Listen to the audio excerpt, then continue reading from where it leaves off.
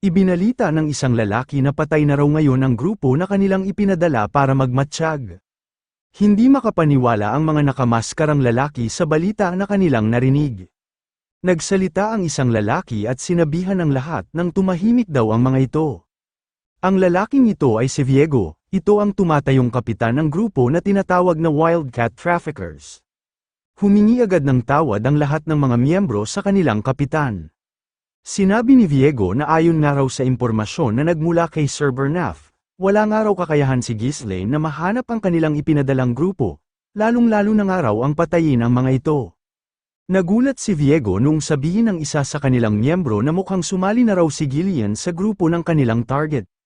Bigla na lang sinakal ni Viego ang leeg ng lalaki na naghatid sa kanya ng impormasyon. Tinanong niya ang lalaking ito kung sigurado ba raw talaga ito. Agad na sumagot ng oo ang lalaki at ipinaliwanag na nakita niya raw ito mismo sa kanyang mga mata. Naisip ni Viego na sa wakas nga raw ay nagsimula ng gumalaw si Gillian. Kilalang kilala niya ito dahil ito nga raw ang dati niyang kapitan. Pinangunahan ni Gillian ang kanilang paglalakbay patungo sa teritoryo ng Perdium.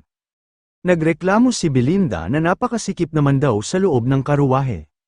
Tinanong niya ang kanyang young master kung talaga bang kailangan pang dalhin ni Gillian ang ganoon karaming sandata. Hindi naman daw ito tindero ng mga sandata, sapat na nga raw ang isa o dalawang espada para magamit nito. Kinailangan pa nga raw nilang bumili ng isa pang karuwahe para lang madala ang lahat ng sandata nito. Sinabi ng ating bida na ayos lang daw ito dahil kailangan naman daw talaga nilang bumili ng isang bagong karuwahe para maayos na makapaglakbay si Rachel. Sina Ricardo, Fergus at Rachel ang gumagamit ngayon ng karuwahe na dala ng grupo ng ating bida. Sa likuran sila nakapwesto dahil sinisigurado muna ni Gillian na walang panganib sa daan na kanilang lalakbayin. Sinabi ni Ghislaine na may paggagamitan naman daw si Gillian sa lahat ng mga sandata na dala nito, sa ngayon nga raw ay kailangan muna nilang magtiis. Ang pinakaimportante nga raw ay makalampas muna sila sa ilalim ng bangin na kanilang dadaanan. Binanggit ni Belinda ang nagmamatsyag na lalaki na pinatay ni Gillian, tinanong niya ang kanyang young master kung si Amelia ba raw kaya ang nagpadala nito. Sumagot si Ghislaine at sinabi na malamang nga raw ay si Amelia nga ito. Sinabi ni Belinda na hindi nga raw biro ang kanilang napasok na gulo. Ang maskara nga raw na suot ng lalaki ay ang pinakasimbolo ng Wildcat Traffickers, isa nga raw ito sa pinakamalakas na guild na naglalagi sa Rayfold Territory. Kilala nga raw ang guild na ito nang dahil sa kanilang walang awang pagpatay, pagpupuslit ng droga, pagbebenta ng mga tao at marami pang iba. Nakakasuklam nga raw ang mga ito dahil puro masamang trabaho ang kanilang ginagawa. Ang ilan rin daw sa mga ito ay mga dating mersenaryo, kaya hindi rin biro ang lakas na taglay ng mga ito. Tinanong ni Ghislaine kung bakit daw napakaraming alam ni Belinda gayong lagi lang naman itong nasa loob ng kanilang kastilyo. Nagdahilan si Belinda na narinig niya lang daw noon ang mga impormasyon na ito bago siya nagtrabaho sa Perdium Territory. Sinabi ni Belinda na malamang nga raw ay babalikan pa sila ng mga ito kaya kailangan nilang mag-ingat. Bigla na lang napangiti ang ating bida, nagulat si Belinda sa mga sunod na sinabi ng kanyang young master. Sinabi ni Ghislaine na wala raw silang dapat na ipag-alala dahil kasama naman daw nila si Gillian. Patuloy sa paglalakbay ang karuwahe na sinasakyan ng ating bida.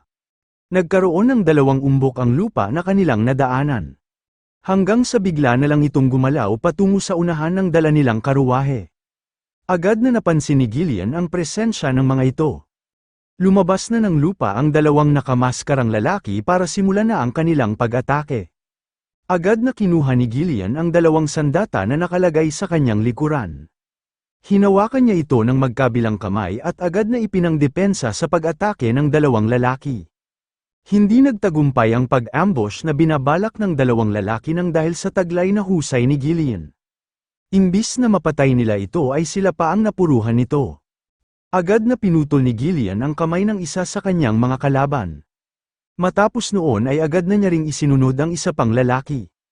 Hinati niya ang ulo nito gamit ang isang maliit na palakol. Dumiretso na ng paglalakbay sina Gillian matapos niyang patayin ang mga tao na nagbalak na mang-ambush sa kanila. Pinutol ng dalawang miyembro ng Wildcat Traffickers ang mga tali na nakakabit sa inihanda nilang patibong. Nagulat si Gillian noong mapansin nito ang malaking kahoy na babagsak sa kanilang daraanan. Sinabi ni Gillian na may patibong rin daw pala doon na naghihintay sa kanila. Nangamba si Belinda dahil maaari nga raw silang madurog kapag nahulugan sila nito. Agad na pinahinto ni Gillian ang mga pinapatakbo niyang kabayo. Hindi man sila nahulugan ng malaking kahoy pero naharangan naman ito ang kanilang daraanan. Sinabi ni Ghislaine na inasahan ng araw niya na may mang-aambush sa kanila. Isa-isang nagsilapit ang mga miyembro ng Wildcat Traffickers na nagtatago sa loob ng kagubatan. Nagsalita si Viego at binanggit ang dating trabaho ni Gillian na pagiging kapitan ng Ratatosk Mercenaries. Nagtaka si Gillian kung bakit siya nito nakikilala at kung ano ang kailangan nito sa kanya. Sinabi ni Viego na isang araw duwag si Gillian, binuwag nga raw nito ang isang grupo ng mga mersenaryo nang dahil lang sa anak nitong babae. Nagsalita si Gillian at sinabi na hindi niya raw alam kung ano ba ang tinutukoy nito. Sinabi ni Viego na kasalanan nga raw ni Gillian kung bakit namumuhay siya ngayon sa buhay na kailanman ay hindi niya noon pinangarap. Mukhang naging makakalimutin na nga raw ito kaya hindi na nito matandaan ang dati nitong naging kasamahan. Sa pagkakataong ito ay hindi na nagsalita si Gillian. Sinabi ni Viego na nagkukunwari pa nga raw na walang alam ang dati niyang kapitan. Tutulungan niya nga raw ito para maalala na siya nito. Inutusan na ni Viego ang kanyang mga kasama na patayin na raw ng mga ito ang kanilang mga target. Tinanong ni Ghislaine si Gillian kung kailangan ba raw nito ng tulong. Sumagot si Gillian at sinabi na magpahinga na lang daw muna ang kanilang young master. Mukhang may kaugnayan rin daw sa kanya ang pinuno ng kanyang mga makakalaban. Siya na nga lang daw ang bahala sa mga ito dahil makakaya niya naman ito ng mag-isa. Sa pagwasiwas ni Gillian sa inihanda niyang palakul ay agad nitong napatay ang mga nakamaskarang lalaki na lumapit sa kanya. Nagpatuloy pa rin sa pag-atake ang mga miyembro ng Wildcat Traffickers kahit na namatay na ang iba nilang kasamahan. Naglabas si Gillian ng isang punyal para harapin ang mga kalaban na papasugod sa kanya. Magkakasunod na umatake ang mga miyembro ng Wildcat Traffickers pero ang lahat ng mga ito ay sunod-sunod din lang na namamatay. Ipinapangsangga ni Gillian ang hawak niyang punyal, at ipinangpapatay niya naman ang hawak niyang palakol. Naisip ni Viego na inasahan ng araw niya na ganoon pa rin kalakas si Gillian, pero may nakahanda ng araw siyang plano para talunin ito. Inutusan ni Viego ang kanyang mga kasamahan na maghiwalay raw ang mga ito sa dalawang grupo. Atakihin nga raw ng mga ito si Gillian sa magkabilang direksyon. Agad na sumakay si Gillian sa isa sa mga kabayo na humihila sa dala nilang karuwahe. Nagtaka ang mga Wildcat Traffickers kung ano ang binabalak nitong gawin. Hinugot na ni Gillian ang napakalaking palakol na kanyang inihanda. Pinaikot-ikot niya ito habang papalapit siya sa isang pangkat ng mga kalaban. Noong malapit na siya ay doon na niya hinawakan ng magkabilang kamay ang napakalaking palakol. Winasiwas niya ito ng mabilis sa mga lumalapit na kalaban. Lahat ng tamaan nito ay agad na napuputol, mapaulo man ito o kamay. Sinabi ng isang miyembro na mahihirapan na nga raw silang makalapit. Sinabihan ni Viego ang kanyang mga kasama na unahin na raw muna ng mga itong atakihin ang kabayo na sinasakyan ni Gillian. Pinaikot na muli ni Gillian ang napakalaking palakol, sa pagkakataong ito ay doon na siya humawak sa lubid na nakatali dito. Mas lalong hindi nakalapit ang mga sumusugod na Wildcat Traffickers, namamatay agad ang mga ito bago pa man sila makaatake kay Gillian. Ngayon ay nasaksihan na ni Belinda kung gaano kalakas ang bagong kakampi ng kanyang young master. Nagsimula na ring kumilos si Viego, sinamantala niya ang pakikipaglaban ni Gillian para palihim niya itong maatake. Pero agad din namang napansin ni Gillian na may nagtatangkang umatake sa kanyang likuran. Hindi siya nito tinamaan dahil nasangga niya agad ito gamit ang inihanda niyang panangga. Nagsalita si Viego at sinabi na dahil nga raw sinira na ni Gillian ang kanyang buhay, dapat man lang daw ay hindi na ito maging sagabal sa kanyang bagong trabaho. Nagbanta si Viego na sisiguraduhin niya nga raw na mapapatay niya si Gillian.